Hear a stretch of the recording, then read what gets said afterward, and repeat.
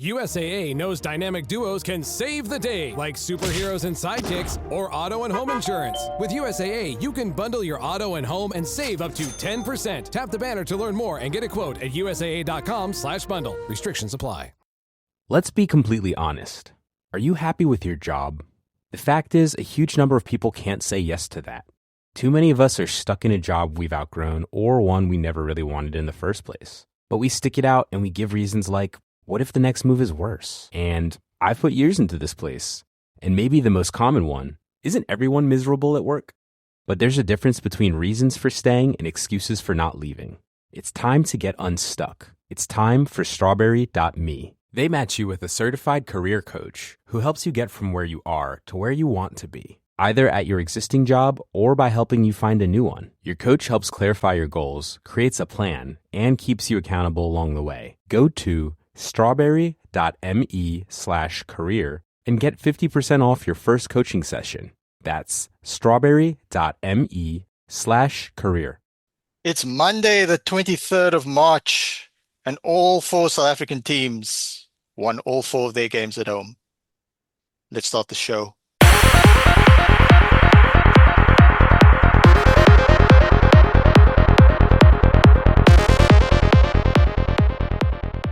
Good evening and welcome back to Bit of an Animal. The Six Nations is behind us, although we're all going to talk about it. But now we get stuck into the fun part of the season where we roll towards the end and right into Test Rugby. The full pod squad is with me. It's Jean from up north. It's Bryce from down here in Cape Town and Temikosi from Naturena or New Zealand, whichever, depending on which week it is, that type of thing. All right, guys. It's mostly New Zealand. Yeah.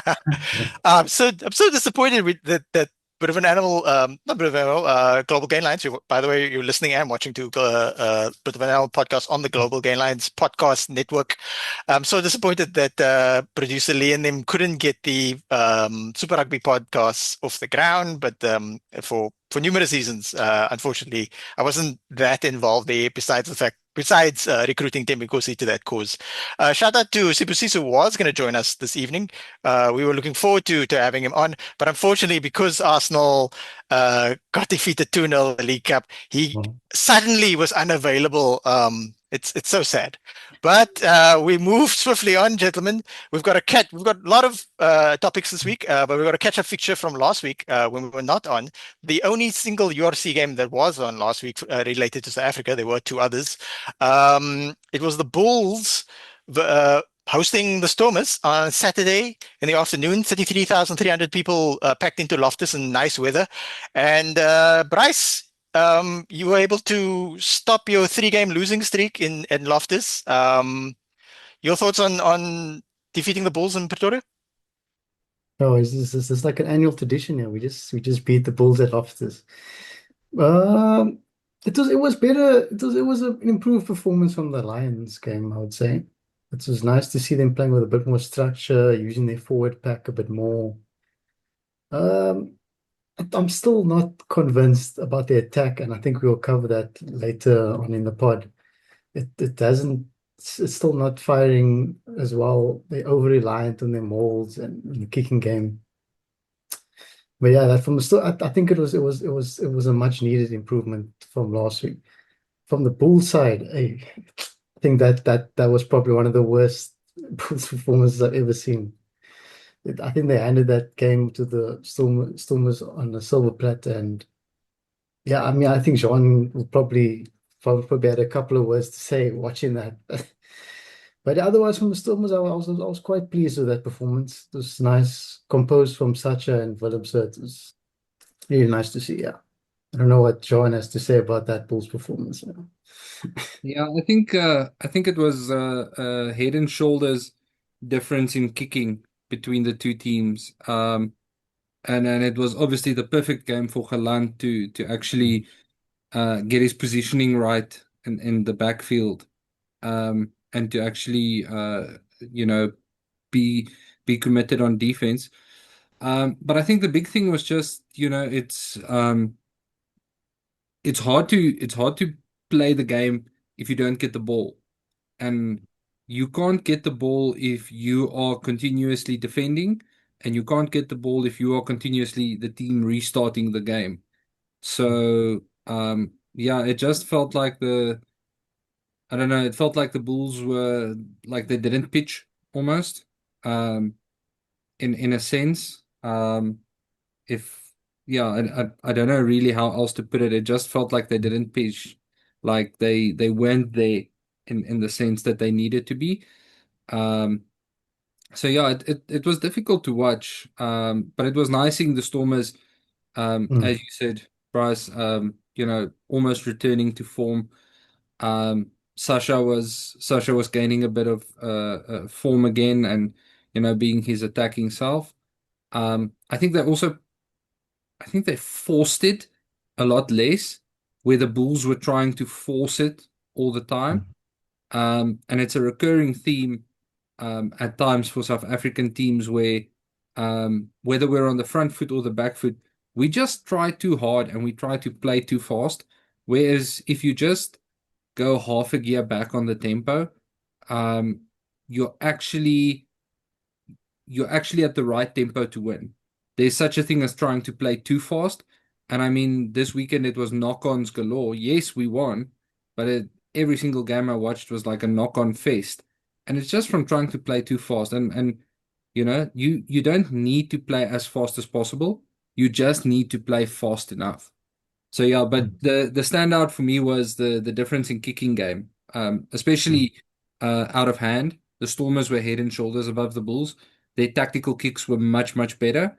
Um, and yeah, for someone who I still have high hopes for at fullback, David Creel, I think he learned some expensive lessons, being on the receiving end of Sasha's tactical kicks.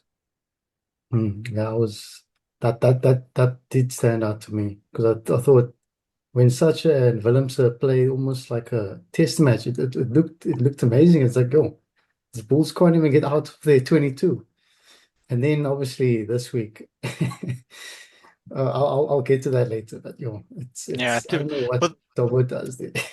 for the Stormers to be able to get the full 5 points for the log and deny the Bulls any points at Loftus is quite amazing. Although there's an argument to say that within the SA conference, it would actually have been useful for teams to get the 5 bonus points, but allow the other SA team to at least get 2 points, one for within 7 and one for 4 tries, because that will actually assist all the SA teams. But of course, we're not match fixing here. This isn't the Hansi Cronje podcast. This is a bit of an animal.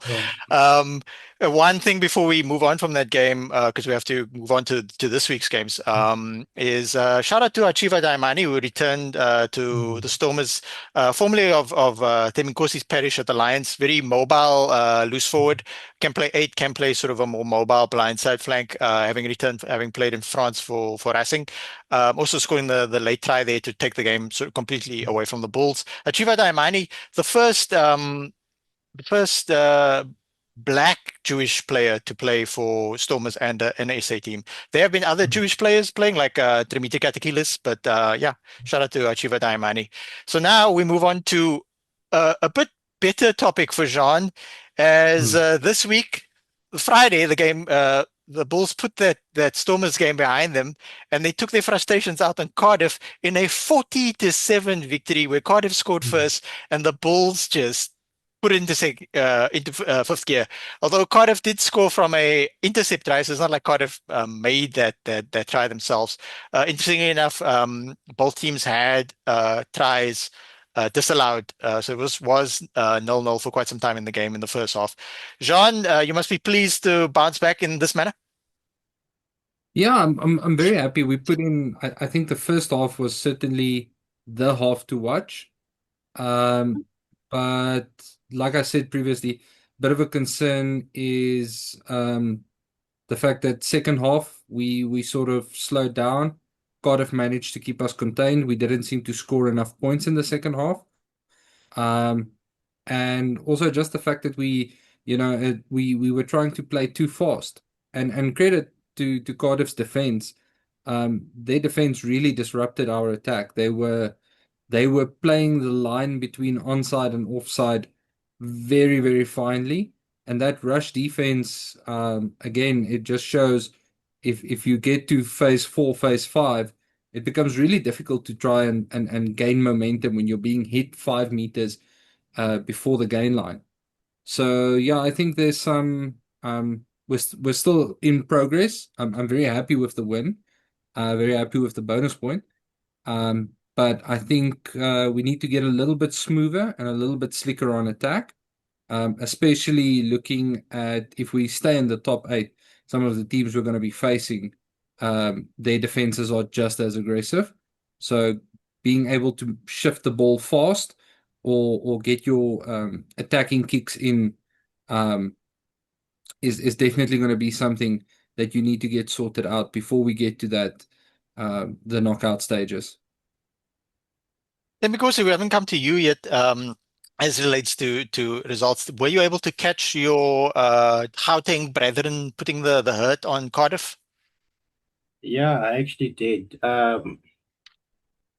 For like, I don't know how to put it, but it just kind of seemed like everything that the Bulls were kind of trying to do worked out. And I think a good example of that is when Nizam Kar tried to, crossfield kick, a kick to low. I feel like that was kind of like what was going right. You know, when the ball, I think this also applies kind of like to the Stormers game, when the ball was kind of like bouncing right for them in the right time. So yeah, you can, I don't know. It felt like I'm watching a Lions game. No offense. Like I could directly see that Ackerman is doing his job, is making making a lion out of this bull. Yeah, it was very interesting. Bryce, did you catch this game at all? I did. Yeah, I think like Sean said, the Bulls are kind of playing too fast. I think, yeah, they're playing way too fast. And I think when they go into that pick and go forward, then they look unstoppable. But it's almost like Ackerman's trying to force them to play like 2017, 2016 Lions, which I don't mind. I mean, this is he's halfway through his first season here, so I guess it's growing pains. But otherwise, like I think when they get that balance out, I think they will start to be a lot more ruthless. But now I don't know if they're good enough to beat the top 6 like that. But I think, yeah, I don't know. I'm conflicted. Yeah, that backline is fantastic though. We got Kurtley Arnitzer on the one wing, we got Chesney Joost on the other wing. Stedman Gans, unheralded player, very high quality, starting not at outside center but inside center. Obviously, high quality defensive monster, Kanan Moody at 13, and then very very good David Kriel at fullback, somebody who could also maybe put his hand up for Springbok selection at some point. Ember Sapir, a guy who's got Springbok experience, maybe not under Rassie, although I forgot that he did actually get a few caps under Rassie initially when Rassie took over from Alistair Coetzee. And then obviously we can't forget to mention the return of Cameron Hanekom. That's a massive boost for not only the Bulls, but the Springbok setup in general. This guy is so good, so effective, so good at carrying the ball, extremely fast for a guy his size, able to make turnovers and jackal really well. He just can't seem to stay fit for extended periods of time, so we wish him the best. We move right on to staying with Bryce. Bryce, on a Sunday fixture, very very unusual, Cape Town, but still a lot of people. In fact, I'll have a look exactly while he's talking exactly what attendance there was on the Sunday, because I did look yesterday, but the stats weren't up yet. And 15 and you a half. defeated. Yeah. What was it? 15,500. 15 and a half. 15,500 is not bad, because at the start of the Mm. season, the Stormers started with 2 games on Friday nights, and they got 13,000 respectively. So in a large stadium, and a lot of my friends actually attended this game, and from their personal videos, the atmosphere looked fantastic. Yeah, well done to the Stormers again for sort of creating a sort of a inviting atmosphere for spectators. Bryce, not the perfect performance, but you got the 5 points. Yeah, I think that sums it up, doesn't it? No, but for real, I think the first 15 minutes I was like, oh, Imad Khan and Sacha, we're gonna have a masterclass here today. They were just playing off each other, using the forward pack, running through gaps. I mean, it was beautiful to watch. But then after that 20 minutes, then the Dobson Stormers kicks in, then they start to like Dobson says, we must entertain the crowd or what. And then it turns out to be the worst rugby we've ever seen. So I don't know. I don't know why they do this. I don't know why Stormers feel they need to do the chicken wing offloads and all the fancy stuff. And then at the half ends like what, 14-7. Sometimes you just wish they can just play the phases and then put someone through the gaps, because yeah, it's a bit concerning that that kind of mentality is seeping into the Stormers team. It's not good to watch, and I don't think it gives confidence to the coaches or the players later on. But yeah, I don't know if you guys saw that's the same thing. I wasn't very happy with that. There was too much showboating. And I think there was one moment, I don't know if you caught this. Sacha got the ball and then he dummied once, dummied again, and then he got tackled into touch. And I was like, Oh yeah. I was like, there's no ways, man. As a flower off. Yeah, but that's Dobson Stormers for you, isn't it? Demikosi, your thoughts on the Stormers' performance on the Sunday? Oh, I think you're muted. I But yeah, I have to agree with Bryce. millennial pause. No, I think I have to kind of agree with Bryce. Like it was it was a win.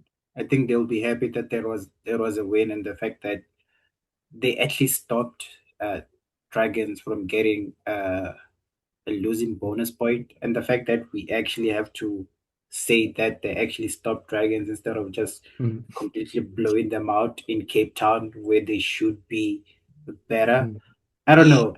Like what Bryce is. I'm just gonna echo what Bryce is saying. I know that we have there is supposed to be with the Stormers specifically, there's supposed to be this flair, this Cape Town flair. And I think maybe echoing what John said about the Bulls, maybe they're trying to like he said the Bulls are playing a little bit too fast. Maybe they're kind of over relying on let me get a chicken wing and hopefully someone is there to actually catch it. And most of the time no one is there. So I don't know. I don't know. It's a win. I think they'll be Mm. happy with the win, but it's it But doesn't look like a team that is second place in the URC mm, and could possibly win it. If they're playing like that, I doubt. Yeah, the team, the criticism of the Stormers is that yes, they're getting results, but the cohesion in terms of attack doesn't be. It's like stuff is coming off because they're trying things like as if we were just playing a crazy touch sevens game here. But is that a long-term strategy? Go ahead, John. yeah. So the big thing for me that stands out between from the Stormers and the Bulls, and to an extent the Sharks as well. Maybe not so much the Lions. I don't know how they're managing it. Um, if you look at the way they're doing the offloads in contact versus the other teams, and especially the northern teams, the support runners from the Bulls and the Stormers always seem to overshoot. Like they hit the pace before the person actually hits the pace, and they're not reading the space beyond the player. Like they're expecting the player to almost make a forward pass, and they're gonna get the ball beyond the tackle. So, and I think that's where skill set really becomes important, because if you're going into a tackle, and Lukanyu used to do this brilliantly, he would go into a tackle and he would actively, you would see almost half a second before the tackle, he'd be just catching a glance, where's my support? And then making a very easy, very sympathetic pass to that player, because he knows that player is waiting there, and the moment they get the ball, they can hit the gas And it's almost like right now, the support players are trying to hit the gas before they've got the ball. And you'll see this a lot of times, especially with the Bulls, I noticed it. The support players just tend to shoot past the ruck and then they're trying to run back. And this guy's isolated and then there's a turnover happening. So I think maybe just slowing down on the support runners would already have a massive impact because there were turnovers galore in both the Stormers game and the Bulls game. It felt like, one team would make 50 meters, then there's a turnover, kick it out, play 3 phases, turnover, then they kick it. It was like we're going to do turnovers to stop each other. And that's just purely because the attacking players got so easily isolated the whole time. So I think that if I was reviewing those matches, something I would focus on is just keeping pace as a good support player, just keeping that pace. And I mean, these guys, a lot of these guys can do it at the box. So why aren't they doing it here? Is it a systemic failure? Is it a team cohesion failure? Um, you know, it, how do we fix this? Because I think once you get that sorted, it's really going to allow you to push that attack in the 22 to the next level. And we do see it come off. We know that the Bulls and the Stormers have won games this year purely playing pop passes from the ground continuously and getting that forward momentum where it's just hard carry after hard carry after hard carry. And then you see the team just collapsing inwards, allowing for easy tries. So I don't know, maybe too much focus on pace of play or maybe a skill set problem. But I think that it's definitely something that's holding us back from maximizing our attacking potential.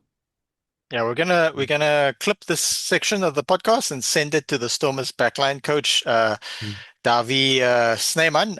I saw a lot of serious critique of Mr. Snyman on Reddit more recently. Bryce, wasn't that you, by the way? I think it was you who wrote that. We're not gonna. If you wanna, you can find that on Reddit somewhere. I'm not gonna tell you what Bryce's username is. So Temikosi, you basically summarized earlier, like Bryce, why didn't you put 40 plus points on this foreign team? So we'll move on to you now. Temikosi, your Lions team love playing Edinburgh, in Johannesburg, and because every time you do, you put them to the sword. I mean, shout out to Edinburgh for their Instagram, by the way. They might have lost convincingly this week, but they did put out a very cool video where they had Springbok and soon to be Lions loosehead prop Boan Venter go around to his teammates during Edinburgh's training at the school in Johannesburg in preparation for this game at the Lions, and then asking Boan Venter going around and saying certain phrases in Afrikaans and asking the Scottish players if the to answer back in Afrikaans. And some of them actually got some aspects right and some of them got it wrong. So Edinburgh, you might have lost this week, but at least you made some good content. And if anybody knows about good content, it's us. So yeah, Temikosi, your thoughts on the Saturday, getting your Saturday off to a fantastic start? It felt like deja vu. It really felt like, I think, was it last year? They actually came down here and the score was exactly this. Okay, I think Edinburgh didn't score as much, but yeah, no, it felt like a perfect match. I think for every Lions fans, this is probably, I would say, the younger generation. This is exactly what they fell in love with, like constantly attacking, offloading rugby. That seems like someone is always there to catch the ball. Like it was fantastic. I don't even know where to critique. I think maybe a little bit when the second half started, I felt like maybe if you have an advantage over a team, maybe step down on them on the foot a little bit. Don't let it go. Let them come back, because with serious teams, they're gonna actually eventually come back and actually outscore you. But for this weekend, it wasn't a problem. Like everyone was playing well. Like shout out to, I think I've already mentioned Mahasha. Like ever since he came on that, he's I want to say the team looks more active, looks more willing to just be there and taking the support line, making the run. So yeah, I'm ecstatic. Yeah, Super Mahashe, Baby Bok didn't go directly into the a lot of these guys who play well for the Baby Box, they get sort of itchy feet and like, oh, why am I not playing senior rugby immediately? But 21 years old right now. Um, Plank, I'm trying to look for his height, 1.74, so that's 6'2" and 93 kilograms. That's what it states here, but we can't really use the internet that much for height, for weight because weight sort of fluctuates and stuff like that. That some of that detail um, is not as accurate as you think. But like to have a loose forward trio, I'm looking at your team and it's unheralded. I mean, Ruan Venter's got a few Springbok caps. He can play blindside and lock. He's a lot of teams are looking at him. Darren Landsberg, highly sought after, somewhat unheralded. But to have Sibamashé and Glakane on the flanks, Frankie Horn, another unheralded player. We've got Krappies, More van der Berg. It's a solid team. Chris William Even Smith Oosthuizen. with. Say I again? know he's a lot, but even Oosthuizen, I know he's a lot, but sometimes he does move around a little bit. Yeah, exactly. Oosthuizen, formerly of the Sharks as well, and then to have the impact of Renzo du Plessis. You don't even have JC Pretorius in the team right now because I think he's got an injury. Hashim Peed on the bench. Richard Kriel, David Kriel's brother, coming off the bench, who can also play wing and fullback. Eddie Davids, by the way, Eddie Davids. A lot of the Griquas players have. That went on to win the Currie Cup have been loaned to different teams. But George Whitehead was at the Sharks for a bit. Dylan Maats recently returned to Griquas from the Stormers because the Stormers got all their injured wings back. But the Lions actually went to Griquas and said, can we just keep Eddie Davids? So, I mean, that's shout out to him. We like to see like upward momentum for players. Then go Franco Mare, formerly of the Sharks as well. I met him once. I think I can't remember what year it was. I think it might have been 2017 at the Shark Supporters Club at Newlands in Cape Town. Before Stormers / Western Province moved to Cape Town Stadium. Very nice guy, very polite, very welcoming to all the fans and stuff like that. So yeah, and the thing is that Edinburgh didn't actually have a bad team. They just play poorly. That's the problem. They're just so in such disarray. They've got former Sharks. Poor guy would have won the Super Rugby. The coach at the helm, and they've just given him a contract extension. Tuipolatu's brothers starting at inside center. It's not a bad team. Ewan Ashman's on the bench. Oh my God. I didn't look at this game. Dylan Richardson's there, Boan Venter, as we mentioned before. So yeah, it's not like the Storm, it's not like the Lions rolled over a poor team. They actually defeated a solid team. So shout out to the Lions. We're going to have to move straight along to the Sharks. Somewhat surprising defeat of Munster. I thought the Sharks would win, but not by this much and this convincing a result. Two important factors to the team in Durban. Late replacements. Leroux Malan coming in for Ethan Hooker. Our condolences go to Ethan Hooker, who had to be pulled out of the team because his dad passed away. So I hope he's not in the team next week as well. I think he needs a moment, and then he can come back when we do our tour of Europe, 3-match tour of Europe. And then, of course, Siya Kolisi was scheduled to actually start in this game, but then he also pulled up with an injury. We'll talk a bit more about Siya Kolisi because he was also seen earlier in the week on Kings Park pitch 2, earlier in the day, supporting because he wasn't going to be warming up for this game. He took the moment to actually be on the sidelines for, I'm told, the whole of the women's Sharks game in the Women's Super League 1 fixture. So shout out to him. Siya Kolisi, an ardent supporter of women's rugby, so that's kind of cool. And yeah, Sharks got the job done, somewhat disjointed at times, but then really packed on the points towards the end. And obviously, everybody's talking about Loan Chilimir, young 19-year-old fullback and fly off from Ceres, Boland, product in Craven Week.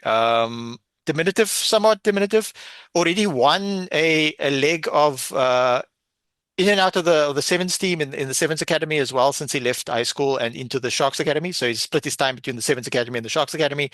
Already won a leg of the 7 series. So that means that because the the Blitz box won the whole thing, that means he's also a sevens champion this season. Well done to him. Yeah, we'll look forward to seeing his performance again. Andre Estey's fantastic shift. Um, we have to take a moment also to praise Xiao Penke because he's a veteran backline player, can play wing and fullback, a guy whose prime was mostly with the Southern Kings when they were in Super Rugby. He's not necessarily at that peak anymore, but and at times he's gotten valid criticism. This season he's like Makazole Mampimpi, he's blown hot and cold, but in this game in particular, he played really well. Um, Having sort of a veteran presence on the wing there, because I thought maybe PK Sobatle would have played. Having sort of the veteran presence on the wing there with a very young 19-year-old inexperienced fullback, so that might well have been a smart thing to do from the Sharks' perspective.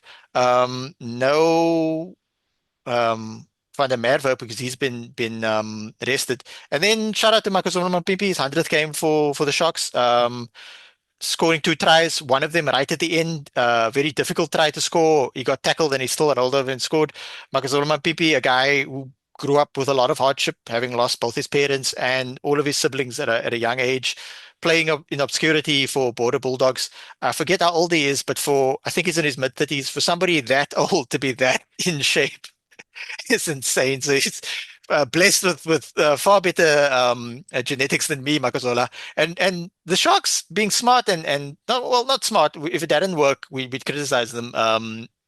Putting Oxenche and Vincent Hoch on the bench and starting young Pato Kanyane and Hanro Jacobs at prop. That was kind of interesting. Grant Williams had a good shift. Jordan Hendricks had a good shift. Jaden Jennings unfortunately injured. Um, Jean, your soon-to-be fullback Hakim Kunene is leaving the Sharks for the Bulls soon. He came on in the 68th minute show to John Smith. So glad to see Bradley Davids back after his injury. He's developed quite nicely. And then I have to congratulate Janis Potgieter who came on in the 55th minute. Didn't know he was going to be a part of this game and played really well at Lucid. Sorry, not Lucid. At flank. I've spoken enough. Jean, your thoughts on the Sharks donutting Munster? Yeah, if I I think if anybody wants to get some comeuppance, this was comeuppance for the Irish. I think I read some of the comments in the match thread, and it looks like the Irish fans left early to go to the pub. Um, yeah, no, look again, similar to what happened to the Bulls a week ago. It's just very hard to be in the fight if you don't even have the ball, right? And Munster seemed chronically unimaginative. Like the Sharks defense, I it wasn't great the whole game. There were plenty of opportunities and it's like they couldn't play into them. I don't know if maybe the players are tired, maybe the Six Nations break was a bit too much, a bit too long, and there's some rust to be shaken off. Um, but yeah, last year we had an epic thriller of a match between Sharks and Munster with Wingate and Cramps and who knows what else. This year, I don't know. I don't know. Maybe they all had Durban curry the night before and they were still recovering. But as far as the Sharks go, there were some good moments there. But I think the thing that won them the game was chance and spirit. But there was a lot of cohesion that was just lacking. Um, a lot of cohesion lacking. Again, especially in attack, so easy for people to get isolated. Um, and yeah, I just think the Sharks look a much different team when Apelele Fassi is on 15. When he's on 15, they just look like a different team. Almost similar to what Bryce always says about Geland, except the opposite. When Geland comes on, the Stormers look like a different team. But yeah, I think the Sharks really they need a commander to step in. And I'm not talking about a captain figurehead who can get the guys fired up. I think there's a lot of spirit. What they need is a guy who can say, this is the tactical plan for the next 5 phases till we get a try. And I just don't know if they have that right now. Um, for example, if you take a look at the Stormers have got Damian Willemse, Kobus Reinach, and Sasha, right? Those three guys, either one of them, if they saying, listen, we're going to punch, and then go wide, I promise you the whole team is going to go punch, wide. We got it. That's what we're doing, right? And it almost feels like the Sharks, there's no one there to go and say, this is what we're doing for the next 5 phases to open the gap, to create the opportunity. It's like we're gonna punch run and punch run and punch run again, and then when that doesn't work, we'll try a kick, and if that doesn't work, we'll punch run again, because somewhere we have to get lucky. But I mean, I'll if it was the Bulls putting a null on Munster, I'd take it. But I think the Bulls are going to face an uphill battle. Those little Irishmen from up north, I think, will come with a little bit of fire this week to Loftus. So I guess thank you for that. Thanks for making them angry. The Munster thing is so weird because, like the Stormers, they started on a house on fire, and like the Stormers, they have a really cool kit, Adidas kit. So yeah, I didn't expect. And when I looked at this Munster team going into it, I thought, and I looked at the Sharks team, I thought, look, I think it's going to be a much closer game. And then, wow, if I just look over that Munster backline, and just another aspect is that the Sharks defeated the Stormers 2 weeks in a row, right? Then there was a bit of a break, and then they lost the Lions in a very anemic performance. Then there was a little bit of no, it was immediately next week they lost to the Bulls in Pretoria in an equally anemic performance. We don't know if these guys need iron supplements or something. And then they bounced back. They had a week off again, and then they bounced back. I guess the Hillemere factor is also a thing. But I get what you're saying in terms of hopefully Andre Esterhuizen will step up as it relates to what you outlined. But if I look from fullback through to the Munster team, we've got Mike Haley, quality player. Calvin Nash's got test experience. Tom Farrell had played in the Six Nations. Alex Nankivell won Super Rugby with the Chiefs under this coach, Clayton McMillan. Shane Daly is a good player. I believe he's also gotten a cap here and there. JJ Harahan, I watched win the under 20 player of the tournament when the Springboks won that, when the Baby Boks won that tournament with Galant and Pollard all those years ago, and Colby and that type of thing. JJ Harrigan's yes, he's a journeyman now. He struggled to stay in one place, but still he's a quality player. Ethan Clegane, promising player. Gavin Coombs is a good player, very mobile. Sean Odogbo, Edwin Odogbo's brothers there. John Hodnett's unheralded player. They moved Tom Hearn from flank to lock. Jean Klein, I don't know if you guys heard of him, but he's quite good as well. Michael Alalatoa has come back to play in Ireland, having played for years for Leinster, but somehow he's pathetic now. I don't know what happened to him. Barron's a solid player, and Michael Milne's been in the Irish setup recently. So they've got Brian Gleeson of Peaky Blinders fame on the bench. Dan Kelly's on the bench, and he played Test rugby for England, but he's Scottish qualified now again. Wycherley's okay player. Edwin the Dogbo's on the bench, and he didn't make an impact. Oh my God. And then Josh Wycherley, solid, maybe not the biggest loose head, but solid player. John Ryan's a good player. Lee Barron's a good player. The game is not played on paper. Put some A4 on the ground. The game is not played on paper. So the whole factor. Okay, so some of those players did play a little in the Six Nations, and we'll give our thoughts on the Six Nations a bit later. And then a lot of these players were just like, they just had the Six Nations off entirely, except for the middle part where they had that one fixture, which spoiled our holiday, by the way. Yeah, I think the Bulls will win next week. this coming weekend, but I expect a better performance from Munster. But this is not the Irish podcast. You can tune in to a bit of an animal a bit later for that. We're now going to share the screen and look at the log, as well as we're also going to look at the upcoming fixtures for these teams, for our South African teams. All right, guys, we'll start with the Stormers, right? If I can minimize this here. Oh, there we go. Nice. Bryce,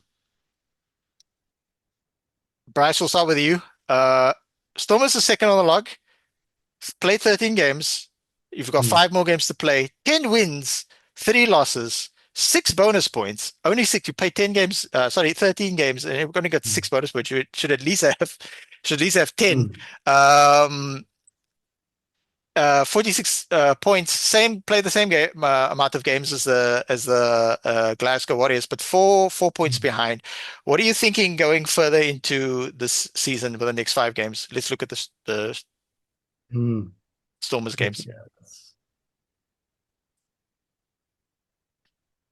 Yeah, I think it's pretty good. I mean, what's it? Edinburgh, Connacht, Glasgow at home. And then obviously, I think we can have a shot at Ulster.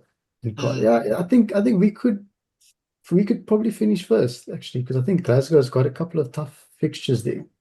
But it's like such a weird first place, because it's almost like undeserving. But in a way, I think that first eight rounds kind of laid the foundation for the Stormers team.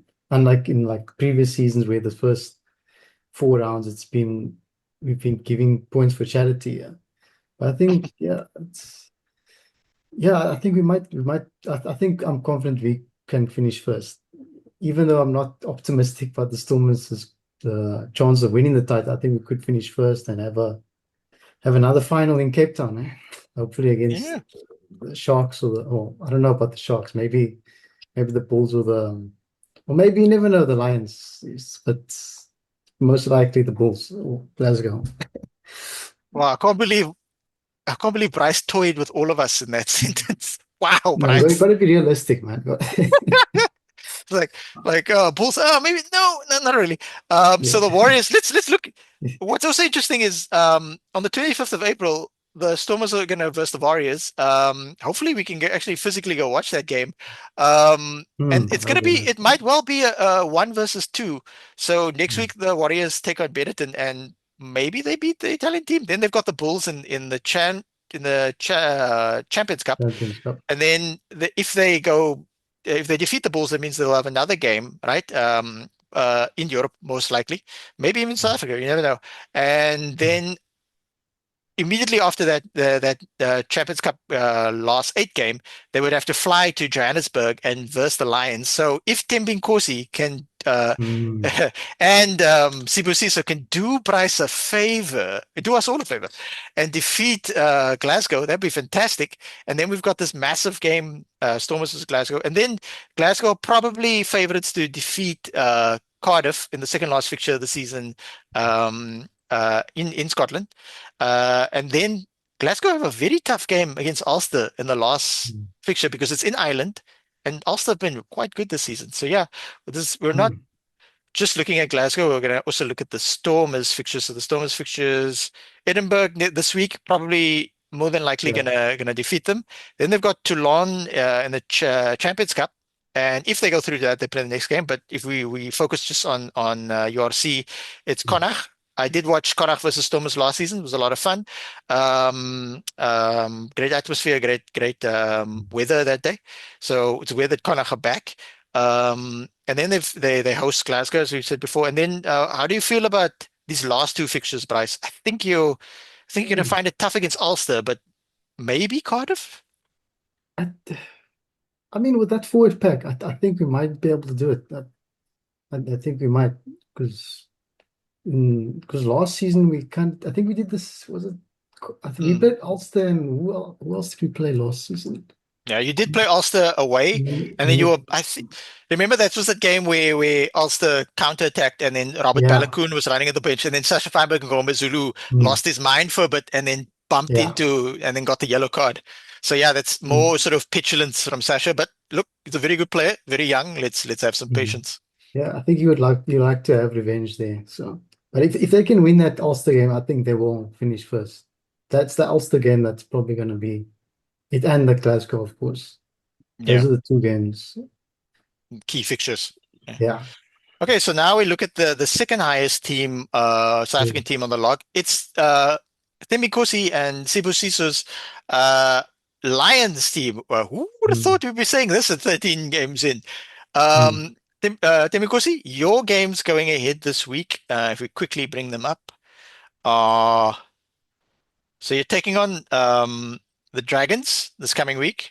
You are not in the Challenge or Champions Cup, so you get a 2-week break to rest and recoup and strategize for doing us all a favor and defeating Glasgow, then defeating Connacht in Ellis at Ellis Park the next week. But then you go on a double tour, so I would hope that you get 15 points from these fixtures, and then just do what you can in the next two, and yeah, make help ensure that all four South African teams make the playoffs. Unlikely Sharks, but yeah.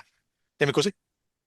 Yeah, I have to say that we have to maximize the next 3 home games, and they're winnable. The fact that Glasgow will be coming back from the Champions Cup, there's probably going to be like history or drama attached to that, and for us, especially when we're at home, it just seems like it's perfect. So most likely we can get those 15 points.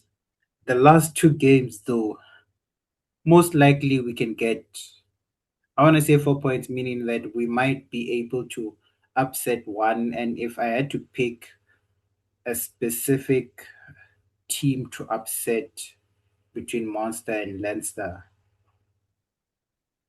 I have a feeling that we might win the Monster game. I don't know. They don't. I don't like Monster's record for the last 3 games. It should be. Is it what like? Is it like draw? I should. It's not like win win win win, which you would expect, especially going into the season. Something they started off great, but kind of like what happened to the Lions, they're kind of like dropping. They're not really. They're high up in the group. I mean, they're high up in the log, so they're not really dropping down, but they're not really making any progress that I can see. So we might, but they're hope, but we might be able to maybe cause an upset there. And I think everyone has been waiting for the Lions to be in some sort of playoff. Like we all, I know all of you are not Lions supporters, but you've been waiting. So you are That welcome. that Lions Munster game, I'm looking at Munster's fixtures, yeah. That could be the game to decide who gets 8th place or 7th place, because I think both of them will be on similar points actually. So it's going to be a very, very emotional game there. I can see it playing out like that. Plus, they have like a Yeah. tougher fixture than us going into that game.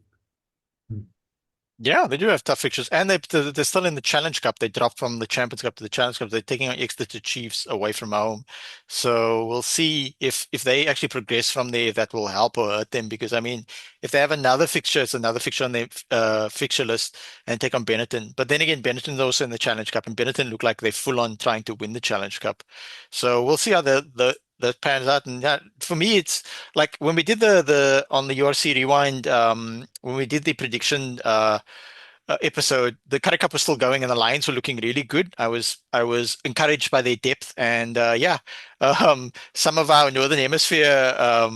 No, you Griffin specifically said, and you go back and watch that thing. When I said Lions will make the playoffs this season in the URC, you said why? Because they beat Boland. Because that's how a Welsh person who lives in England says Boland. So shots Hey, fired. but we have a better record than the Bulls. I mean, like Yeah, just exactly. looking at that. Exactly. Yeah, I was encouraged that the Lions would make the playoffs. Speaking of the Bulls, Ngozi, 3 points behind the Lions, 13 games played, also 7 wins, six losses instead of because the Lions got 1 draw, 7 bonus points in total. 5 more games to play. Jean, your thoughts on how the season's going to pan out going forward? Do I want to? Do I have to? Can we not just wait? Um, I think um, I think Saturday is going to be. I don't want to say the decider, um, but we're definitely gonna have to show up on two consecutive Saturdays. Um, and I guess it's where do your priorities lie? Do you chase the URC right now and commit to that, or do you take a gamble and go for Glasgow all in? So it's difficult. I think Munster, their tour squad is maybe not um all it's picked all it's amped up to be. Maybe the Sharks was a wake-up call, maybe not. They definitely, I think a lot of them, especially the guys who were in and around the Irish squad, even if they didn't play. I know Aled Waters is the conditioning coach. He's not the type to take prisoners. If you are even remotely connected to the squad, you're suffering. So I think they definitely feeling the fatigue, and the fact that they're missing some of their more imaginative players uh, could count in That's our favor. that's the weird thing though, because the only three players that they're missing are Crowley, Casey, and Burns. That's it. That's it. Yeah, but So we all know Crowley is the chosen one who's yeah, going yeah. to break Ireland's quarterfinal curse at Rugby World Cups just for them to die in a semi-final. Mm. That's how it works. Sorry, but that's just how it works. You beat the big boss at the quarterfinals and you die in the semis. Mm, Um, it's like my personal theory that whoever kicks out the Springboks out of the next World Cup, if someone manages to kick us out, they won't win. That will be their final, mm, and they will just make it easy for someone else. mm. But anyway, so yeah, I think for the Bulls right now, it's the question is going to be consistency over the next 2 weeks. Can we be consistent against Munster? Can we slow down? Not even half a step, quarter of a step. Ball in hand is going to be key. Munster's going to be awake. They're going to punish you. They're going to send you back to your 22 every time off the back of a scrum. They, no offense to the Sharks, but the Bulls can scrum. Munster's not going to play around come scrum time and try and keep the ball in or go for a penalty of some sort. It's going to be ball in, ball out, kick. That's going to be their strategy. They're not going to faff about. And then obviously against Glasgow, you have to go all in, especially on the forwards. So I would expect to see Jandre Rudolph, who's had a fantastic season and definitely deserves all the praise, coming out of near retirement to top the URC stats for turnovers. Um, get Jandre Rudolph to start, have Cameron Hanekom come off the bench, Ulrich Low, stack that bench 6-2, because with Glasgow, you need to fight fire with fire up front. And Glasgow can scrum, they can maul, they can do rucks, they can do turnovers. So I think for the next 2 weeks, your forwards need to work hard.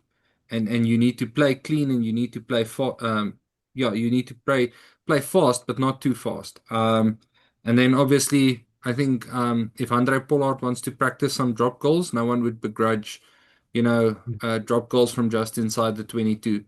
3 points for free is always nice. Um, Dragon Scarlets, Zebra, Benetton, that's a nice cruise Mm. uh, into the end of the season. But I wouldn't lie down against any of those teams and expect an easy match, Mm. especially Benetton.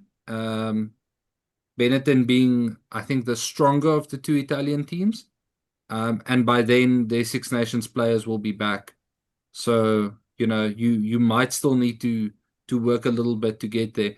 But I can see the Bulls finishing eighth or seventh. And then it will become then it's really going to be about, well, you've got the spot that you wanted. How well can you play now that you've earned it? Timikosi, go ahead. I wanted to ask John, between the next two matches, which one is more important in your eyes, like as a Bulls fan? It's so difficult. Look, if you had to put me head on a block, I would say win the Munster game, uh, send a decent squad for Glasgow. But if we lose to Glasgow in the Champions Cup, I'm not crying about it. Understand? It's not going to ruin my day. The Champions Cup is a stretch for us right now. It's a massive stretch, and the further you get in chasing the Champions Cup, the more stretched you become because you're now fighting on two fronts. And the Champions Cup is big name teams. So you have to get past Glasgow only to face someone like Bordeaux or Toulouse or Toulon, or Northampton Saints who killed the Stormers. So I would say for this year, rather focus on the URC and beat Munster, focus on beating Dragons, Scarlets. I mean, if you take that, let's say you have a perfect run, wins with bonus point 1, 2, 3, 4, 5. That's 25 points that you can put on the log. That's a decent climb. Not everyone might get that. If you like we just saw, the other teams in SA, they've got much harder finishing stretches. Um, we played the tough teams in the beginning of the season and we definitely felt it. But this is now the opportunity to swing it around and say, this is where you need to maximize points difference, maximize points, bonus points. So my focus would be 100% shift to the URC. That is within reach. It's within reach. If you're going after the Champions Cup, you got to go for it, but it might end up costing you. Yeah, so basically he's saying like if you think soberly, not like at the start of the season where we were like really thumb sucking, but if you think soberly, who's in form, who's injured, who's available, and what fixtures ahead of you, you only have so many resources. So if you try and spread yourself across both tournaments, competitions, you might just fall apart in both. But if you sort of just focus the resources you do have, because there are injuries and there are people out of form, you'd have like I think the Bulls actually in a shout of maybe even getting a home quarterfinal. We'll have to see, like breaking into the top four. The Um, the, the biggest thing for But the what Bulls would be, as a game changer would mhm. be and I know because it's been running around Pretoria um, a bit that they're looking for a second fly half, someone Yeah, to yeah. mm, play the 10 jersey. Yeah. So rumor is they are chasing after Kerwin Bosch Mhm. as a 10, although I Yeah, favor him more as a 15. yeah, He's got a monster of a boot on him. Um, and then apparently no, not Chris Smith, there's a Tian Smith mm, from Dragons. mm, He apparently wants to come home to Pretoria, mm. according to the rumor mill. Even willing to pay his own transfer fee to come back. Yeah, so So, that's Tian de Beer. but don't oh, you sorry, Tian de Beer, Was yeah. yeah, he was a part of the Bulls setup, and then obviously he went to the Pumas, and then he went to Cardiff, and now he's at Dragons. He's he's a reasonably good player. Cohen Bosch, decent players playing in France right now. Also earlier, he said Northampton put the score onto the Stormers. Northampton put the score onto the Bulls in the Champions Cup. The Harlequins put quite a big score onto the Stormers. But all these English teams, they all mold together. Guys, we're running out of time. We actually have to move on to the Sharks of the lowest rung South African team, all the way down there at 11th.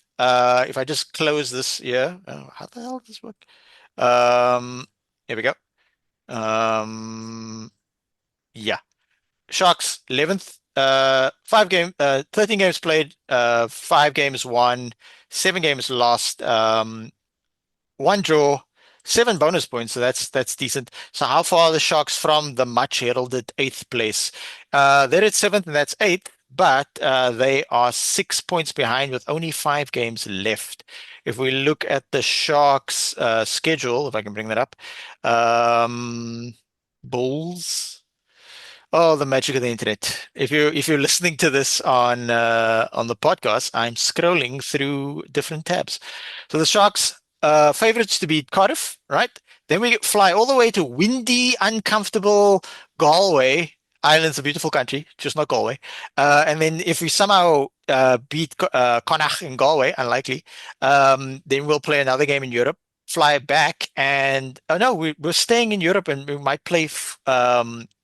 We might well play 4 games in a row in Europe if we defeat Connacht somehow, play another game in Europe, then hopefully defeat Ospreys, then play Edinburgh, who yes we've been criticizing and on this podcast and last night's podcast, but they are a different prospect in Scotland, and then the Sharks have a little bit of more easier route here at the bottom. So like the Lions, there seem to be 15 points on offer that they better get. Although I take your point, Jean. Benetton are a good team, and this late in the stage, they do have the Italian players back, Zebre, I think. But I think we can defeat Benetton. And besides, Benetton are super focusing on the Challenge Cup right now. So I would think because of the resources we do have, and we do have good players. Oh, by the way, our friend Hey, not the face. Yeah, but it's a bit thumb in the eye. Will be back for this game. He's playing off the bench, I'm told. He'll be back for that game. Then we do have depth, so send more of a mixed team to Connacht and see what happens. And if that team somehow beats Connacht, unlikely, have them play again. And then fly over the quote unquote first team players for the Ospreys game, because there's an opportunity to win this game. Can we defeat Edinburgh in Scotland? Hopefully. Quite a small stadium. Come back to South Africa. There's somewhat of a gap in between here for another Challenge and or Champions Cup fixture. So if we're involved there, we might have a game, but that seems unlikely. Benetton game, likely a break here. So Benetton game. Benetton are the tougher of the 2 Italian teams, so really focus on this. And then if you don't put 50 points on Zebre, I don't know what you're doing. So that's the Sharks looking forward. Demikosi, your thoughts on the Sharks? Or I wanted as to we actually call, ask you a question. yeah, as we call them, the former Lions. I actually wanted to ask you a question. Like, do you feel like the Sharks should spend more money on the Challengers Cup or try to win the rest of the URC games? I mean, it all comes down to that Connacht Yeah. game. If they can win that one, they can practically try to win it again. It's difficult in similar position to Jean because of the resources. I'd probably look, both things are 50-50 right now, so I probably just want to go for best possible result in the Champions Cup. Sorry, in the URC, and then look, we have depth. It's just unlike Leinster, unlike Stormers, unlike Glasgow, very much Glasgow this season. Glasgow play a very rotated team, and every time they played their rotated quote unquote second team, they've gotten 2 results out of 3. So one time they played the second team and they got completely destroyed. In fact, I think they got donutted. A lot of donuts, a lot of nulls this season. We're going to use ChatGPT to figure out how to. We're gonna destroy another tree in the rainforest to ask ChatGPT of how many teams got donutted this season. So yeah, Sharks are going to have to play clever. We'll see. We'll probably have to assess after this Cardiff game who's fit, who's available. What resources do we have? Apelele Fasi still out. Gillemere played well, but that's the other thing we need to talk about. Gillemere played well, but this is South Africa, right? And we're famous for hyping up young players beyond their ability, expecting the world from them, and then because we're idiots and we don't understand that progress is not linear. As soon as somebody has a bad game, has sort of indifferent form, doesn't play as well as maybe they did on their debut or their first season, the second season syndrome, that type of thing. All of a sudden, like people, I'm at Cape Town Stadium and people are saying like, "Oh, turns out this guy was actually shit the whole time." He wasn't shit. Players get scouted as well. Munster will look at a team sheet and say, "Oh, Luan Gillemere, who the hell is that?" And then they'll look up like YouTube videos and stuff like that, but they won't have a proper scouting book on him, that type of thing. But as soon as you become like really good, guys like Apelele Fasi had dips in his career where he was sort of in the fringes of the Springbok team, played wing twice for the Springboks, and then got sent back by the Springboks to the Sharks with a whole list of things they wanted him to work on. And people were telling me, "Oh, that proves that Apelele Fasi is a bad player." No. I was saying this years ago. Doesn't prove he's a bad player. It proves that the Springboks set up under Rassie Erasmus. Once Rassie Erasmus says this so often in press conferences, I want to see this kid in training and I want to see him play live for me. Then I can give him proper feedback. Then he can go back to his union under less pressure with like a whole book of things we need him to work on. And then we still email him, we still call him, we still have the coaching staff say, we still interact with his union's coaching staff and saying these are the things we would like him to work on so that he can be a more well-rounded player in the test arena so he can thrive. So if we play Hilimir the season and he plays well and subs in, even he can even play a fly off. We need to temper our expectations of someone 19-year-old in only in a few months' time is he going to turn 20. So let's sort of keep level-headed and also try and develop these players holistically because we see this in rugby, but a lot also in football where a lot of players sort of lose their way because they've become famous and wealthy overnight. And we've all been young people. I wasn't the most mature person at 19. So I shudder to think what I would do with all this fame and fortune and attention and all that stuff. So yeah, guys, we're going to quickly go to our overall thoughts on the Six Nations because we like to scout, know thine enemy. Jean, your brief one or two thoughts on this past most exciting Six Nations I've seen in ages. Besides Italy, everyone's in trouble. That's what I can tell you. Besides Italy, everyone's in trouble. France need to step up their defense unless they plan on winning every time by Le Bib Bib magic. Ireland needs to find more young talent. Their debutant Bobby Balakoon was fantastic, but they need about 6 or 7 more debutants this year to keep them in contention. Scotland need, I don't know what they need, but they need something. This was the closest they could have ever gotten to taking a Six Nations title. And they started late and they finished too early. England, I don't know. I can't tell you. Stats driven game, maybe not so stats driven. They just seem to lose the plot. And Wales, very, very late comeback with what was a steam train of a performance against a very, very hungover Italian side. Interesting. Shout out to Kyle Steyn, from Johannesburg, Scottish mom, by the way. Had the game of his life against France. Wow. But yeah, Bryce, your thoughts, your brief thoughts on Six Hmm. Nations. I like Wales. I think of the last 3 rounds, I've actually been pretty pleased with Wales.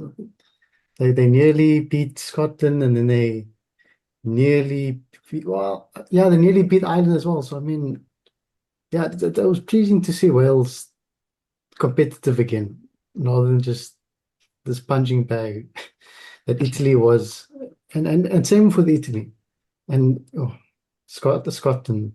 I don't think they're ever going to win a Six Nations. It's just not going to happen. The amount of New Zealand-born players, Josh Mackay is about to join, and South African-born players in the Scottish team is oddly suspicious. Also, they've also got Dempsey there, Australian-born. So, is it really a Scottish team or is it a URC team in disguise? Demi Kosi? We called it the Curry Cup All Stars. That's what they called it. Actually, I was actually hoping that maybe like the performance Scotland put on, especially against the bigger teams, it was like, wow. I was like, okay, maybe this is actually your chance. This is your year. But like every year, it wasn't. But Hmm. overall, yeah, I have to echo what John said. Like, France won, but defense is a problem. Like, I don't think I'm just okay now. I'm just putting South Africa against France right now. If they're gonna keep playing like that and the defense is gonna be poor, they're gonna get outscored. I don't think they can. I don't think Libib can carry them against a good team that can attack. But against the Six Nations, it was really good. I think the performance was spectacular, but again, defense. They need to work on defense.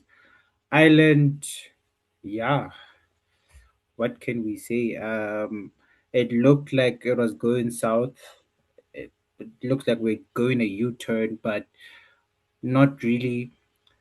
Maybe we haven't decided on maybe like the whole fly half thing. Like John said, like maybe they just need newer players, and I don't think they have the time to kind of bleed in all those new players right now. But they were able to come back. They were able to like rescue their kind of like their Six Nation season. England, I'm just gonna skip over that one. Italy, Italy were fantastic. Like they were putting out performances like nobody's business. I think for me, the team, even though it won two matches, it has to be Italy. Like they're kind of like the most improved team out of all of them. We we normally expect them to at least be at the bottom or at least like second from the bottom. But guys, that's fourth. Like, isn't that enough? Like that has to be some sort of achievement. Yeah, well done to Italy. Yeah, so our overall thoughts. Go ahead, John. Yeah, I think despite finishing fourth and despite that thrashing by Wales, I feel like Italy was the most consistent team of the tournament. Mm. Yeah, and also Robert Balakoon had played for Ireland a few years ago, but then he had injuries and he sort of fell out of things. The Ireland thing is weird because it's like the coach doesn't know how to balance the youth and experience, and we see this across sporting codes as well, in football as well. You can't have a bunch of young guys. You can't run out the baby box, even if they're super talented. But you can't have a bunch of old veterans either. So you have to like the Irish. The Irish coach is a good coach. He's maybe a bit loyal.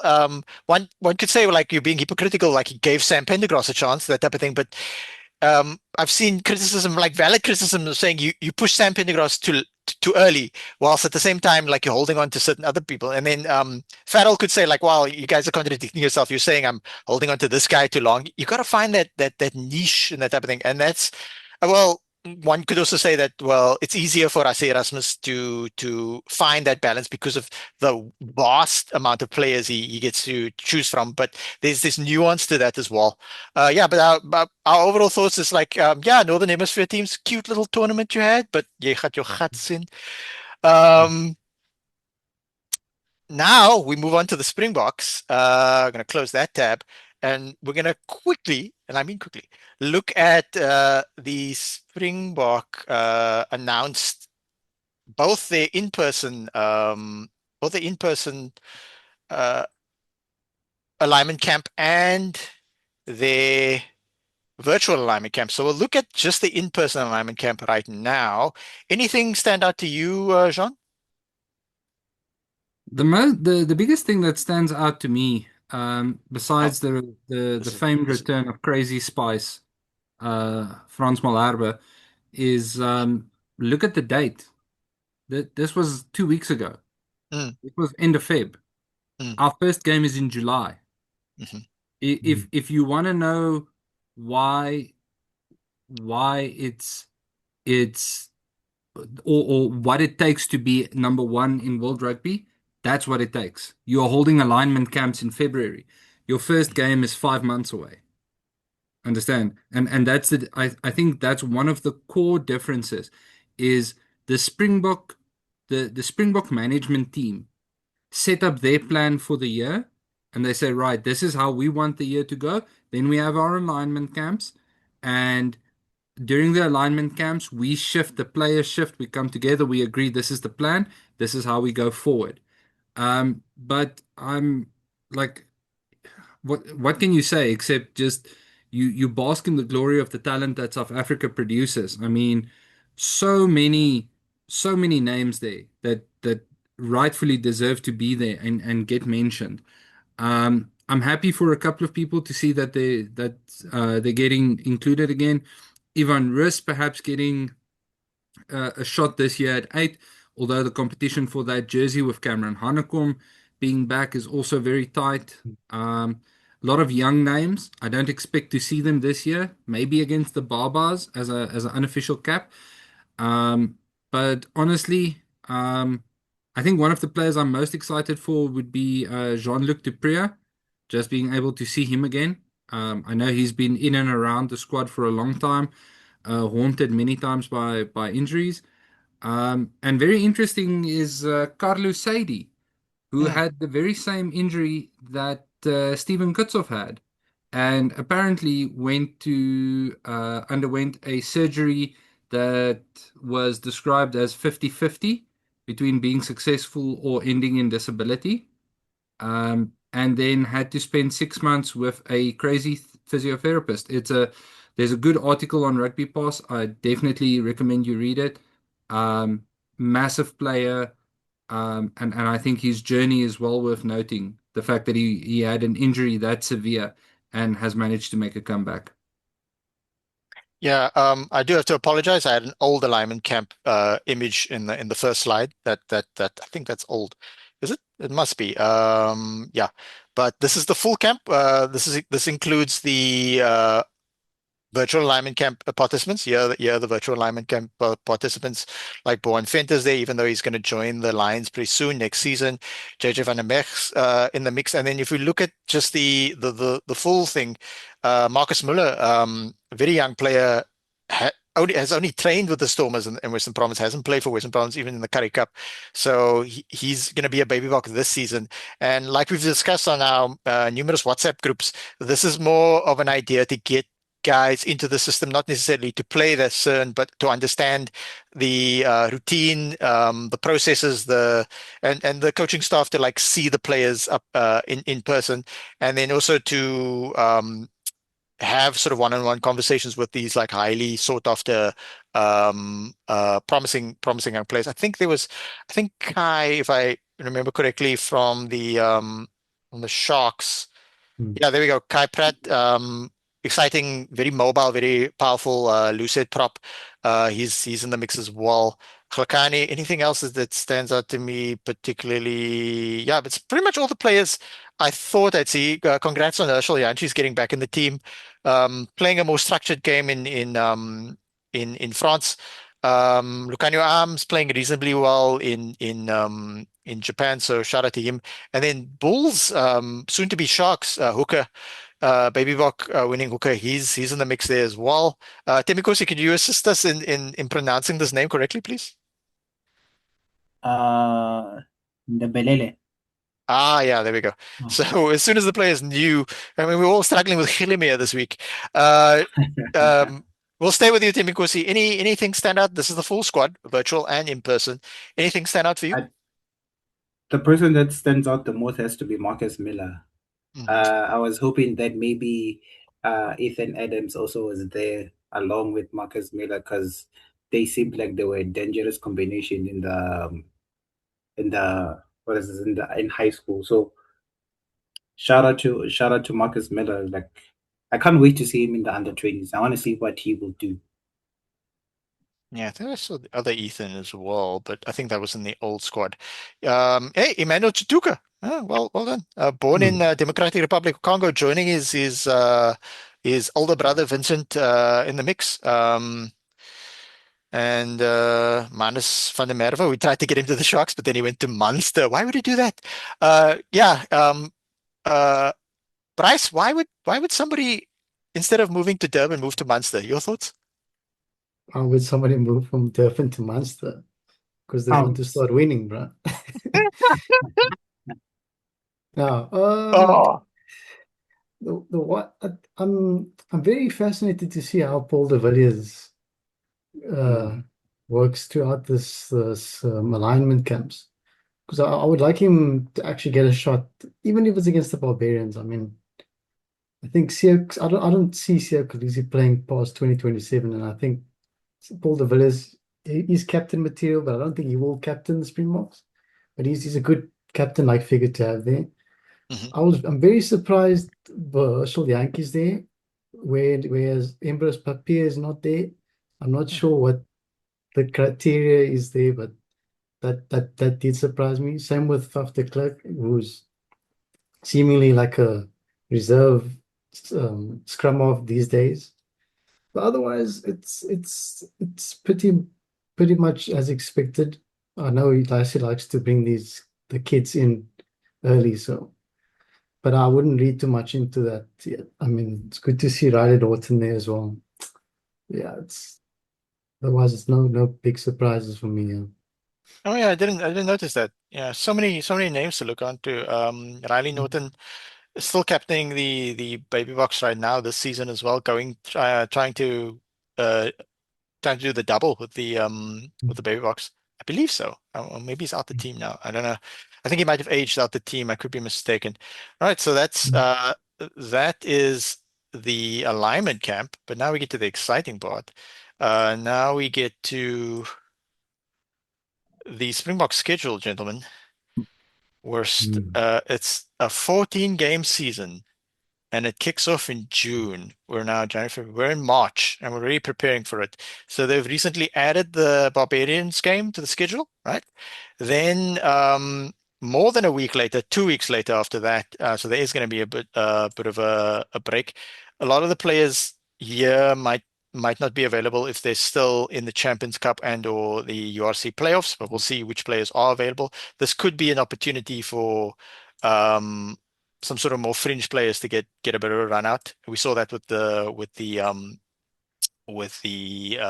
Barbarians game last season, and then the Nations Championship kicks off a very exciting tournament. We take on England, so now it's not just Test rugby. Now we're actually playing for something, and you're going to try and go for like a 5 try bonus point. And yeah, we're going to take on a likely resurgent England. They probably dust themselves off by then on the 4th of July. Explosive game. Then we take on that will be in Ellis Park, Johannesburg, Thembekosi's home stadium. Then we move to Jean's own stadium. So both these games are in the Gauteng province. We take on Scotland, aka the Currie Cup All Stars, as Bryce said earlier. Then we take on Wales. So maybe we rotate this game in Durban. Oh, the people of Durban get to see a big score, a cricket score. Then bit of a gap again, and players get a chance to rest and recover a little. And then this game is not a part of the Nations Cup, but the Nations Championship. But South Africa decided to just add in a extra game against Argentina on the 8th of August, bit of a gap again. Then the big one starts, gentlemen. The greatest rivalry tour kicks off 22nd of August, Ellis Park, Johannesburg. Moving on to the 29th of August, there will be games in between as well in different venues. Ellis Park. So expect so it's Ellis Park, then it's Cape Town, then it's on the 5th of September, it's FNB Stadium, Johannesburg. That's going to be exciting. So another game in the Gauteng province. Then, unfortunately, it's in Baltimore. Yeah, we've given our thoughts on that. Yeah, not too happy about that. And then is there going to be a gap? Yeah, bit of a gap, and then just an extra fixture we just threw in there because Argentina and Australia are a little upset that we postponed or subverted the rugby championship of the season. We're going to be nice and we're going to do a quick game in Pretoria. I mean, the World Cup is in Australia, so we've got to throw them a bone. Bit of a gap again, gentlemen, and then Italy, hopefully in Rome, maybe at the Juventus Stadium. France at the Stade de France. Oh, that's going to be a good one. And then Ireland at the Aviva. So these last 2 games, even the Italy game, Italy gave us a game last season. So then the final Nations Championship. So hopefully, the way the tournament works is it's basically similar to the under 20 championship in terms of like even if you don't make the final, I believe you just play like a 3rd and 4th place playoff, that type of thing. I could be mistaken, but hopefully the South Africa actually make this final. So 13 games the season, possibly a 14th game this season. Thembekhosi, are you as excited as the rest of us? I actually am. I think the first 3 games we should actually the first 4 games. The first 5 games should not be a problem.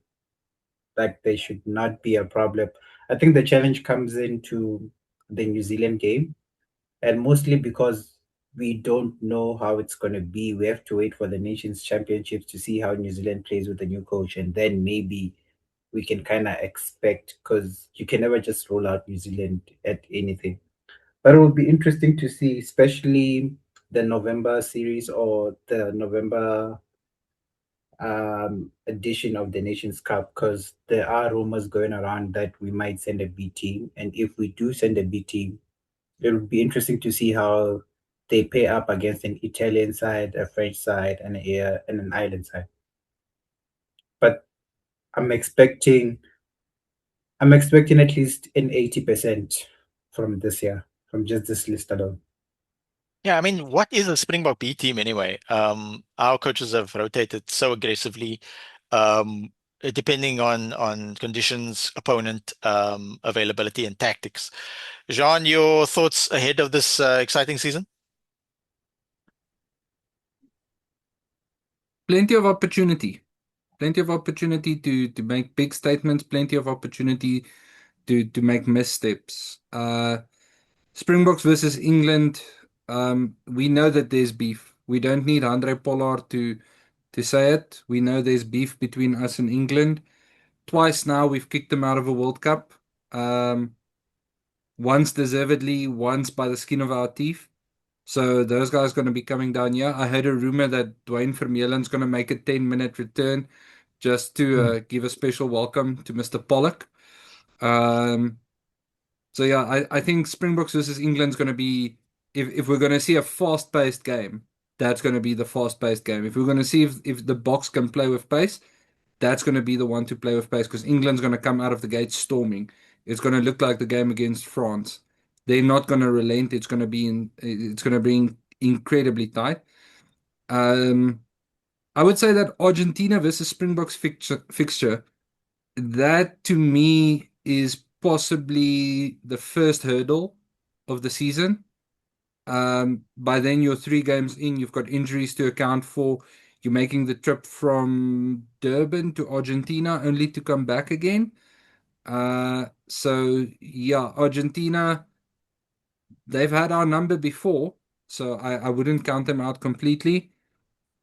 As Tim Nkosi rightfully said, we got to figure out how the New Zealand team is going to play under a new coach. This being the greatest rivalry tour, their new coach definitely knows what it feels like to beat the Boks and what it takes. Just a reminder for everyone, Dave Rennie was unceremoniously and very much unjustifiably kicked out of the Aussie head coach position prior to the 2023 Rugby World Cup after building a monster of a team. They kept us pretty much winless against Australia under Dave Rennie. So for me, not concerned but cautious. He's definitely a clever operator. But I am very, very excited to see where it takes us.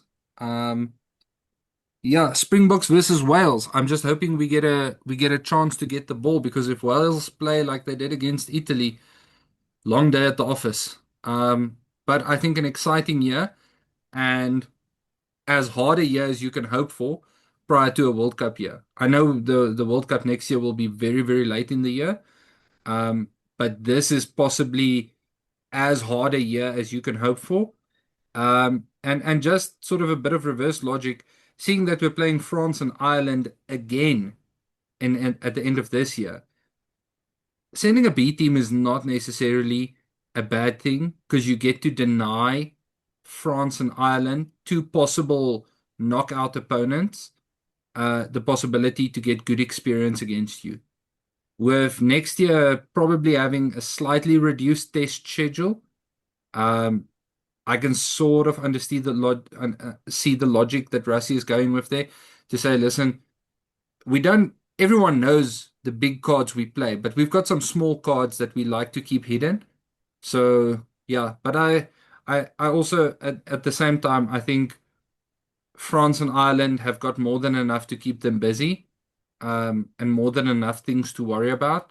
So maybe Rassie reckons sending a B team, could get the job done. And I know Rassie won't call it a B team. He's going to call it a split squad because he doesn't view it as an A team and a B team. If you're in the Springbok squad, you're in the Springbok squad.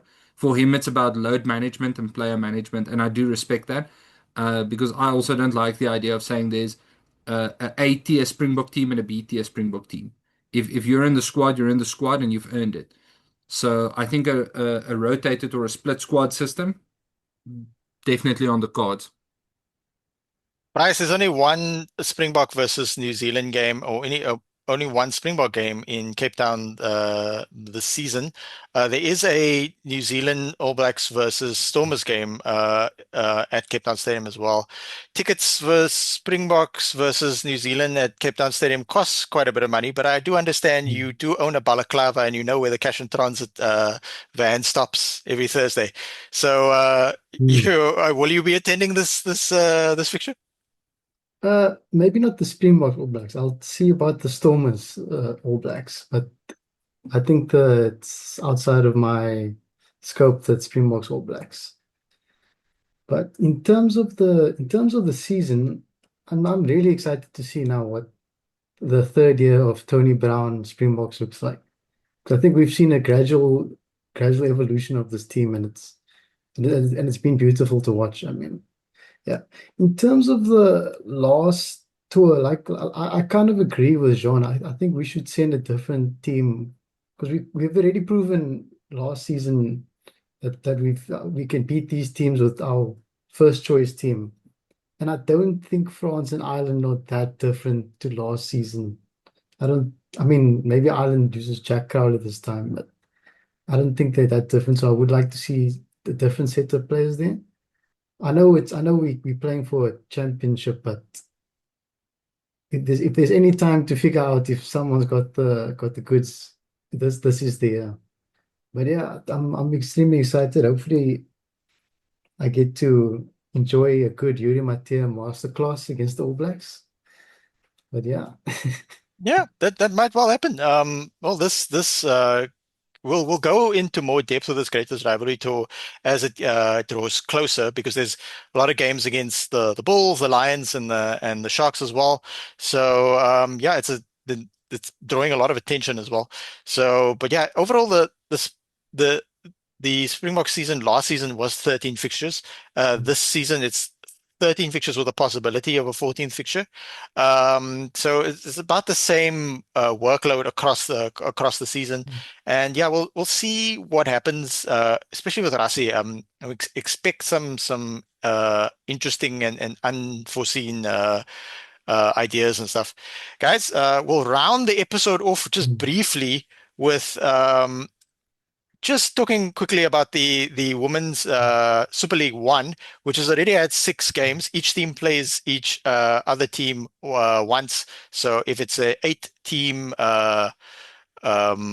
tournament, this is the Super League One. There is a Super League Two. That means that there's only one fixture left. Unsurprisingly, Jean's Bulls Daisies are absolutely dominating. But massively surprisingly is John's Bulls Daisies owner's second team, the Sanlam Bola and Damas, are actually second ahead of the much vaunted Western Province team, which I saw play live and played really well. Excellent backline moves from them, especially comparative to the opponents they were playing in that day at City Park, which were the Sharks. And then the EP Queens, legitimately the best rugby team in Eastern Province, ahead of Border Bulldogs, ahead of EP Elephants, the men's team. Well done to them. 6 game played, 3 games won, 3 games lost. A team on a shoestring budget with a lot of talent. Temikosi's women's Lions team blowing hot and cold, but some talented players there. Not that many Moiboka, not that many female women's Springboks. The Sharks team, I had an opportunity to watch them live. They've got a lot of work to do in terms of their full squad. They do have some large forwards, especially front row forwards, and props that came off the bench in the game that I did watch. Two wins and 4 losses. But yeah, still, especially in their backline, still a lot of work to do and a lot of progress that needs to be done.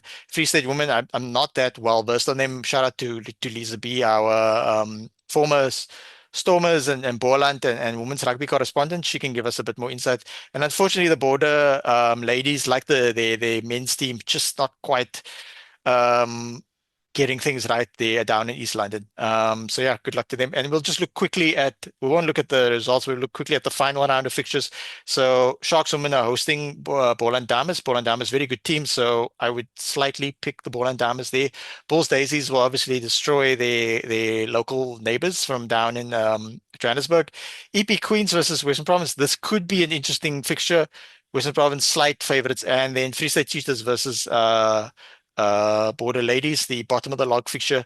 I would favor the Free State team slightly as it respects to that. So I would encourage everybody to go watch these fixtures. There's no Western Province fixture, and I had hoped that if the Western Province made it to the playoffs, they would have a home playoff fixture, but unfortunately that does not seem like it might transpire. Yeah.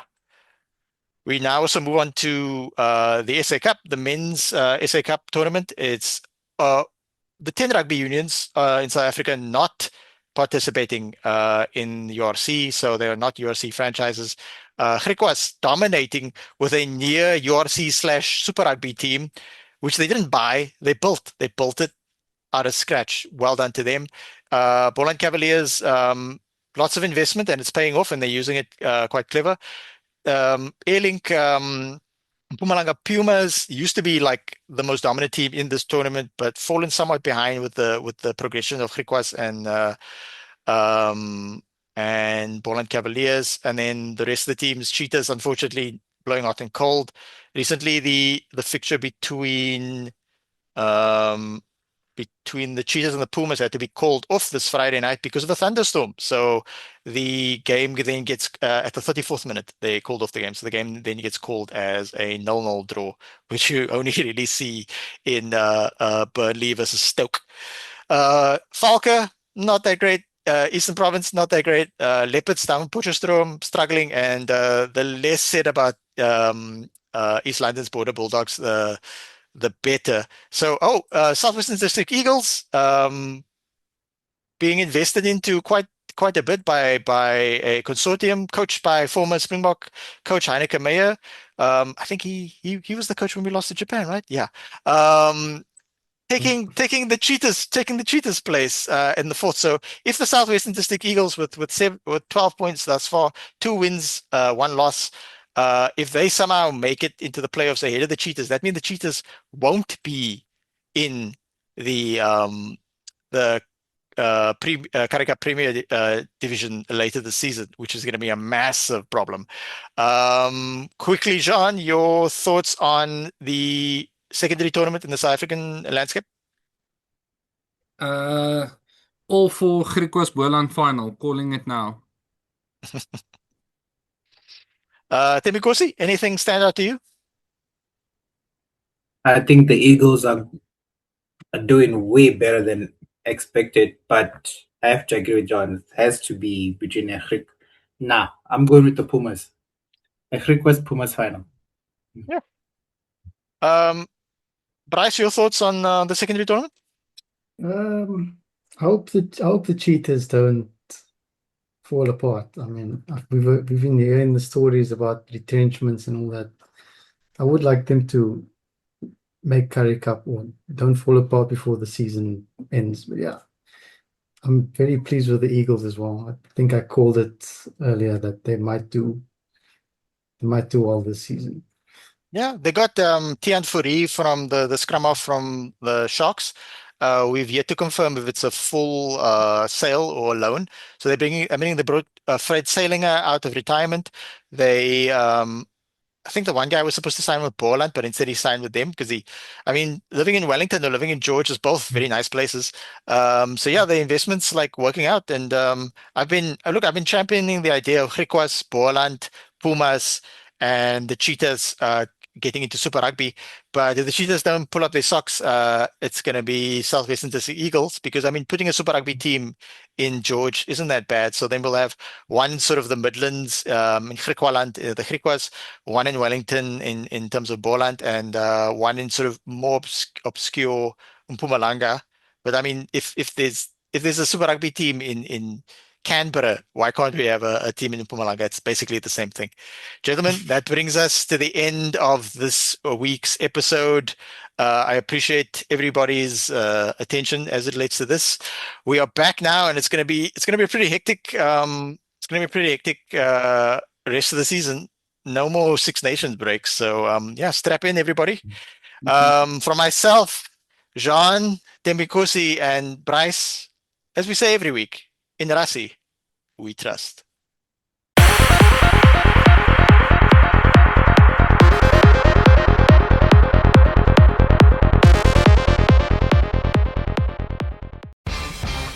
Okay, caller 1 wins courtside seats to tonight's game. What? I won floor seats? You did. I've been calling for 13 months. Wait, Chris? Yes, I finally did it. What are you gonna wear? Men's Warehouse. They've got today's looks for any occasion, and I need to look like a celebrity. Don't want to stick out. Exactly. They've got Chill Flex by Kenneth Cole, Joseph Abood, and a tailor at every store for the perfect fit. Congrats. You can stop calling now. Not a chance. Get any look for every occasion at Men's Warehouse. Love the way you look. It's tax season, and at LifeLock, we know you're tired of numbers. But here's a big one you need to hear. Billions. That's the amount of money in refunds the IRS has flagged for possible identity fraud. Now here's another big number. 100 million. That's how many data points LifeLock monitors every second. If your identity is stolen, we'll fix it guaranteed. One last big number. Save up to 40% your first year. Visit LifeLock.com/podcast for the threats you can't control. Terms apply.